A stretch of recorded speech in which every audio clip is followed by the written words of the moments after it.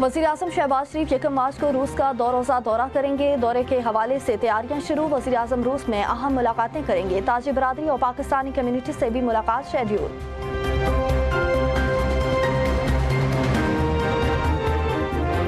पंजाब के सरकारी स्कूलों में असातिज़ा के लिए ड्रेस कोड नाफिज। महकमा स्कूल एजुकेशन पंजाब ने स्टैंडर्ड ड्रेस कोड नाफिज करने का नोटिफिकेशन जारी कर दिया।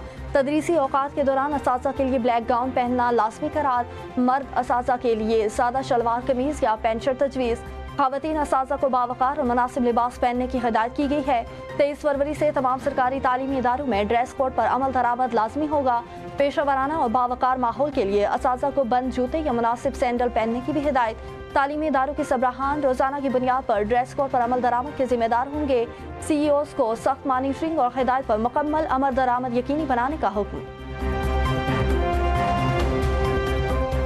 रमज़ान के दौरान रियाज अल जन्नह की ज़ियारत का नया शेड्यूल जारी। पहले 2 अशरों में मर्दों के लिए रियाज अल जन्नह की ज़ियारत के 2 औकात मुकर्रर।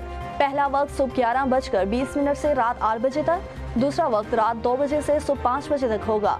ख़वातीन के लिए रात 11 से सुबह 1:40 का पहला टाइम, सुबह 6 से दिन 11 बजे तक दूसरा वक्त रखा गया है। तीसरे अशरे में रियाज अल जन्नह की ज़ियारत के लिए मर्दों के लिए 3 औकात होंगे। पहला वक्त सुबह 11:20 से रात 8 बजे, दूसरा रात 11 से 12 बजे और तीसरा सुबह 2 से 5 बजे तक मुकर्रर किया गया है।